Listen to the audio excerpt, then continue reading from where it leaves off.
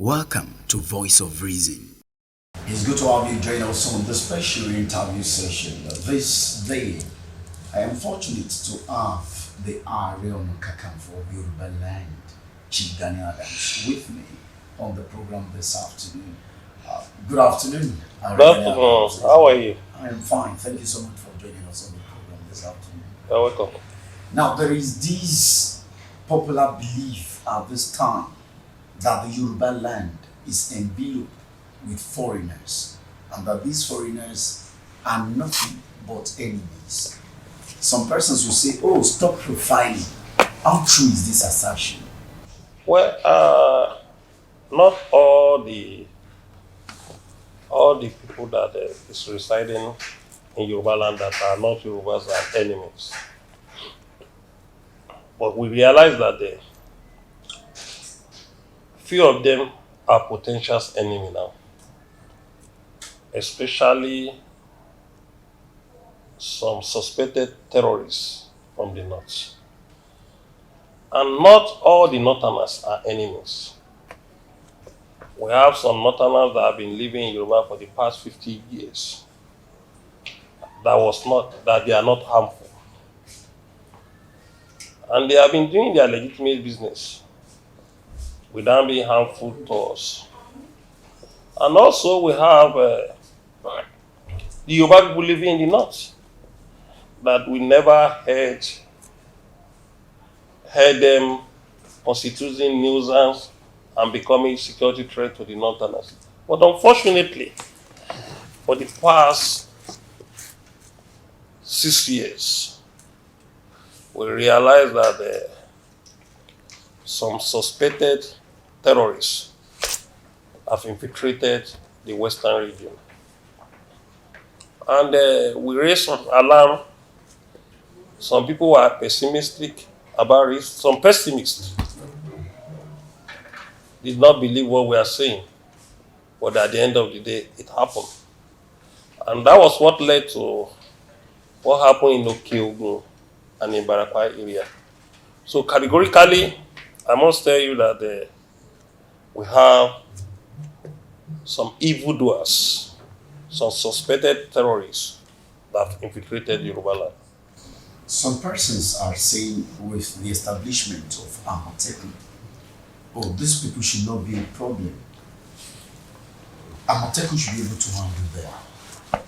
You made a statement some days back that went viral, and some persons were like, "Oh, this is where we need Gani Adams, as the Arion Kakamfo." Some persons expected that champs would be deployed by Amateku, but they are saying they can't feel it to the extent that they are now querying the essence of Amateku. Well, Amotekun have already served its purpose. It's a new security outfit being run by government. And because of the kind of structure we are running in this country, we do not allow true federalism to ensure. Most of the money generated by the state government is going to the coffers of the federal government. And the state government were being given peanuts every month. Assuming the government allow true federalism to ensure, the resources made by the state government, they will have enough money to run their security outfit. Normally, it's supposed to be a state police. If not because of the political issue that we are being married with the security issues. We're supposed to have a regional police, state police, and local government police.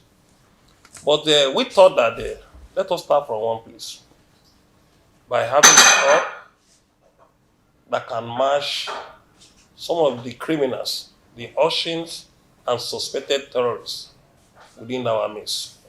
And that was what led to the founding of Amatek. I was one of the people that agitated for it, that called for it. And as I'm talking to you, some of our members were being recruited to Amateco. But the resources in disposal of the governors is not enough to recruit the strength be needed for the security outfit. Most of the Oyo State recruited the highest number, which is 2,000. Ondo State, almost 1,000 now. The Ekiti State, just 400 because they don't have money. Osun State, I don't know, maybe it's up to 700 cops they recruited. So what is on ground now is about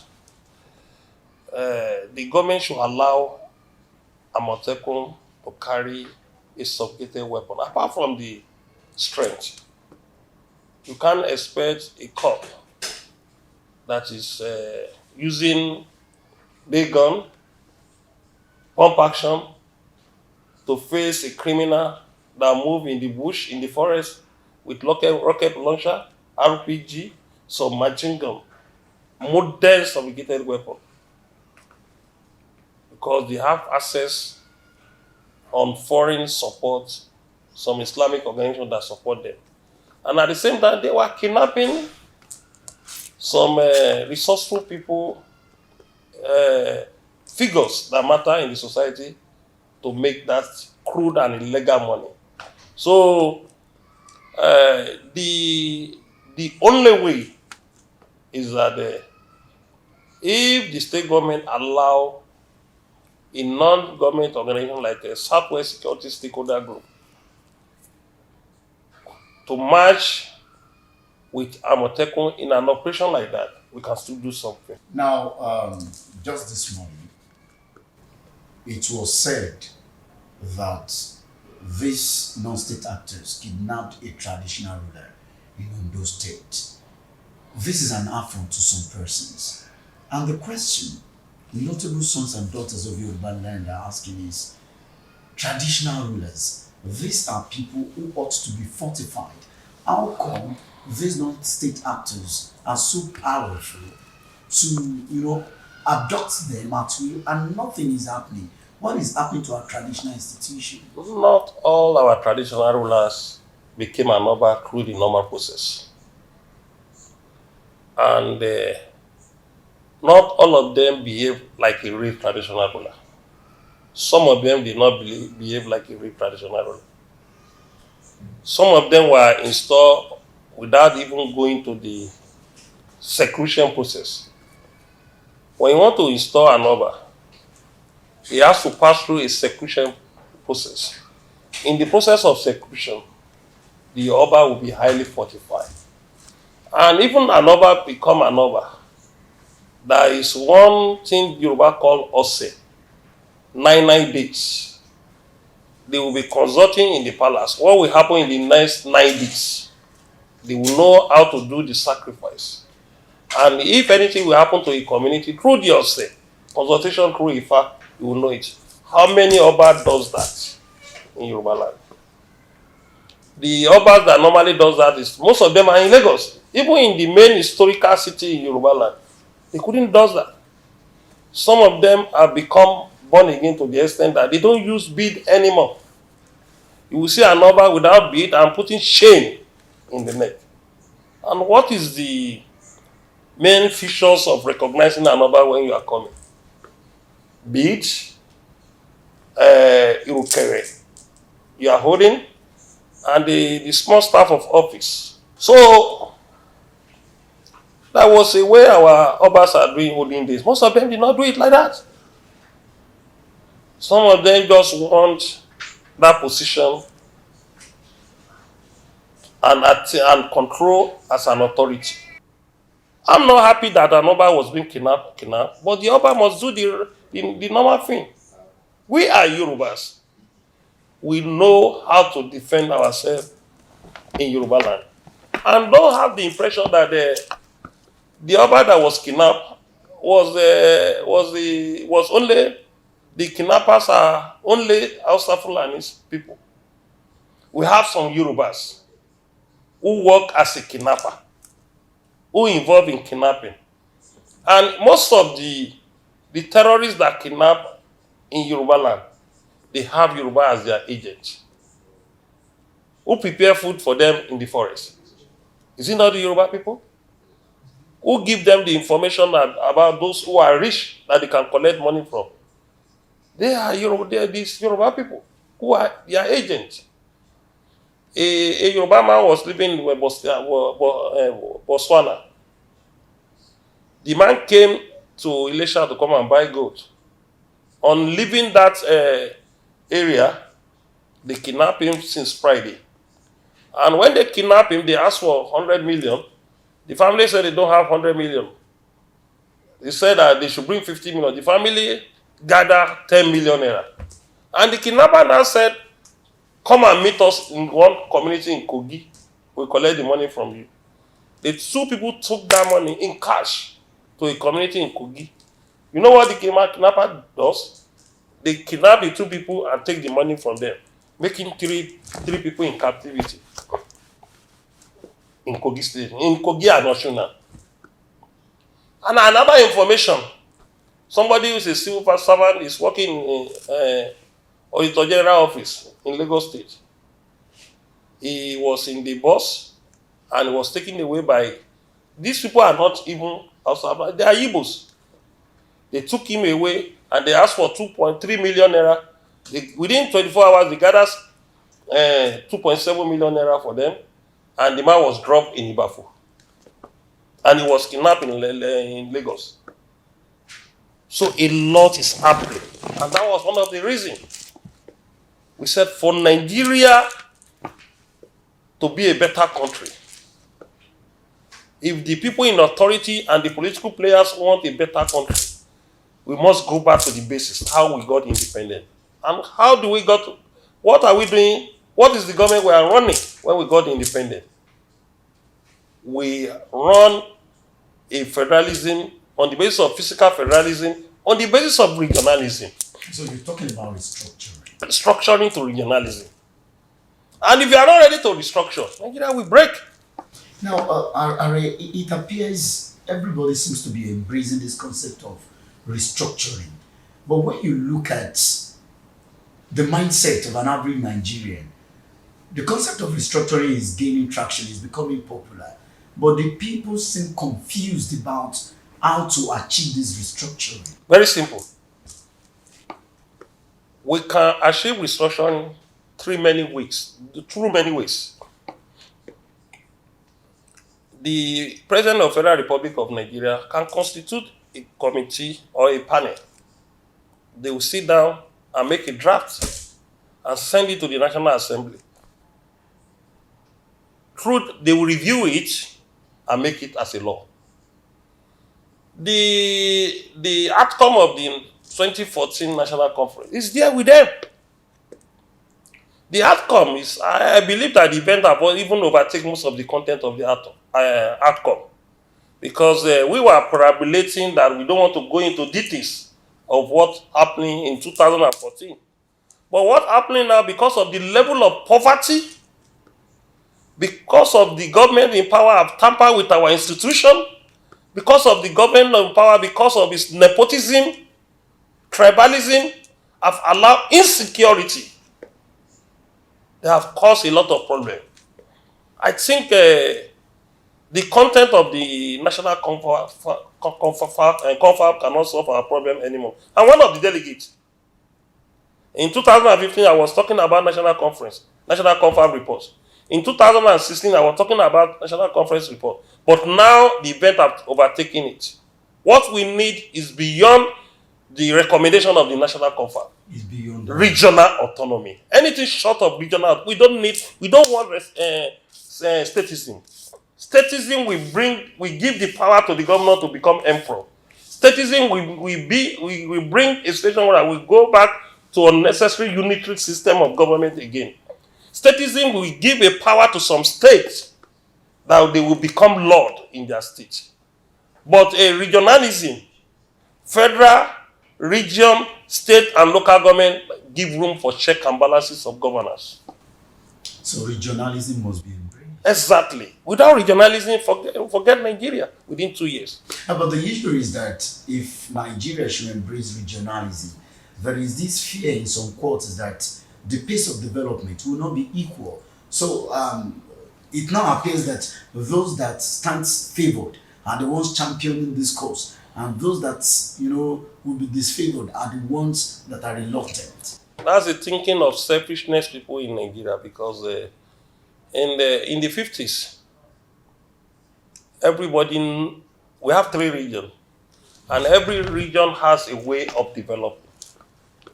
We were making our money by then through agriculture, cash crops, and the northern region were making their money through cuttings, northern pyramid. The east were making their money through coal. And there was a serious economic competition by then. That's why we are talking about regionalism. If you are saying states, the level of development may not be equal. The poor states in the region, all the states cannot be poor without having resources. And if they don't have much resources, they manage their governance, build an infrastructure. Most of the country in Europe did not have mineral resources. I'm a regular traveler. I've traveled to about 56 countries. Most of the country in Europe did not have solid mineral, did not have crude oil. They were running up based on the infrastructure they built, based on taxes.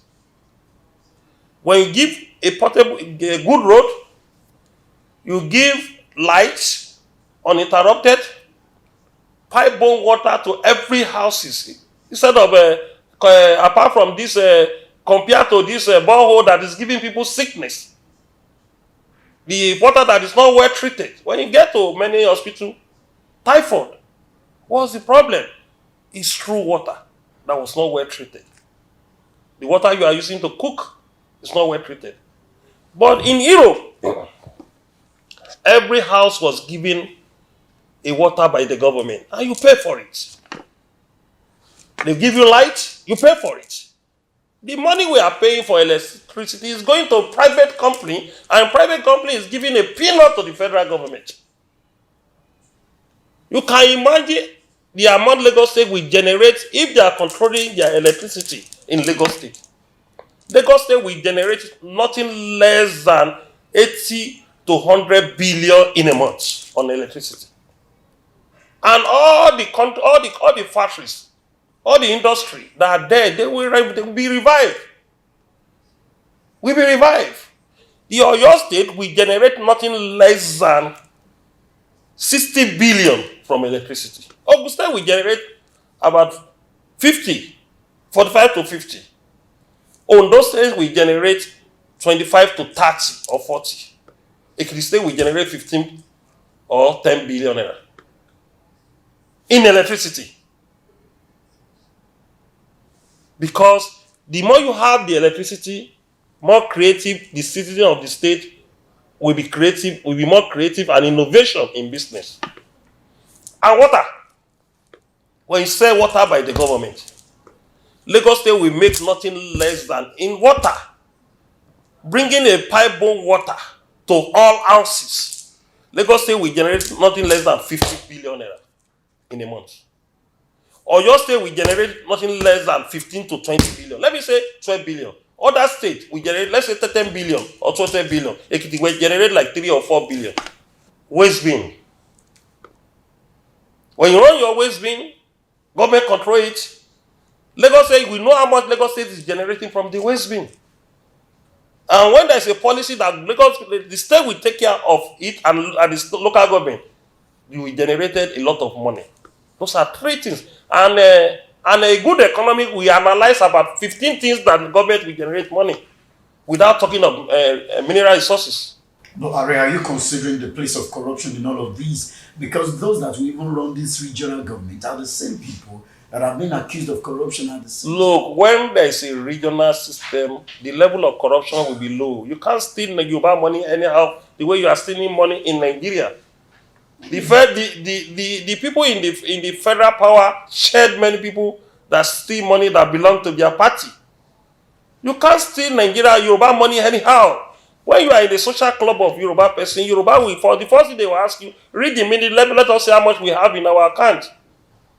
Tell us how much they are spending that money. Accountability is part of our system in Yorubaland. We are like a British.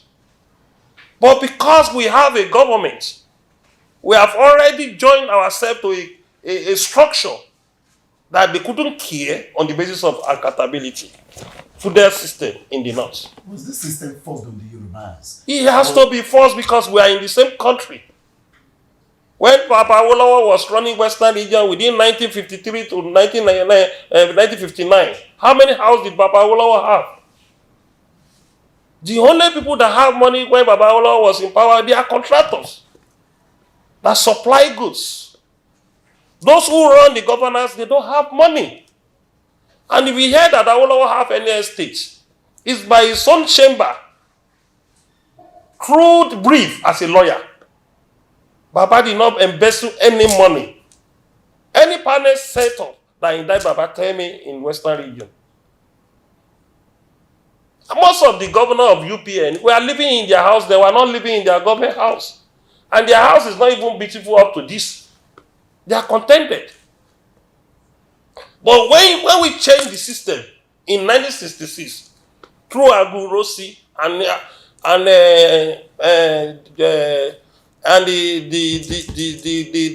person in power go on see a blackish check of opportunity, and he embraced unitary system of government, and they started creating a state that favored the north and local government favored the north more than the south. And a bush will be created as a local government. They will just build 3-4 houses as a secretariat, and they will be giving them allocation.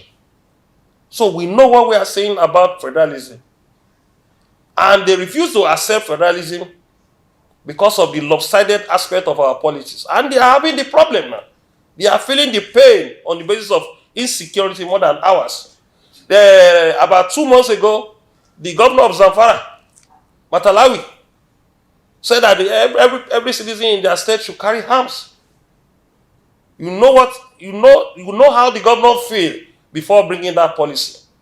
And the chief of army staff, chief of defense staff criticizing him. You can't save the life of the people, and you are criticizing them that they should not defend themselves. And if I don't raise the intel of what happened in the bush of Ile-Ife, and in between Ibadan and Abeokuta, we don't know what will happen within next 1 week. They want me to assist, they call me. It's in the press statement. It's paragraph by paragraph. And I even give a suggestion that they should look beyond Amotekun. Most of the Amotekun Corps is being given 45,000-50,000 naira. They can still raise our 150 people in each local government, giving them stipend of 20 to 25,000 naira. That will be a local security that will back up the Amotekun. Amotekun should be in the state level, the volunteers, local security network, who are volunteers, will back up Amotekun. Is there any need to... Let me come, wait, my brother.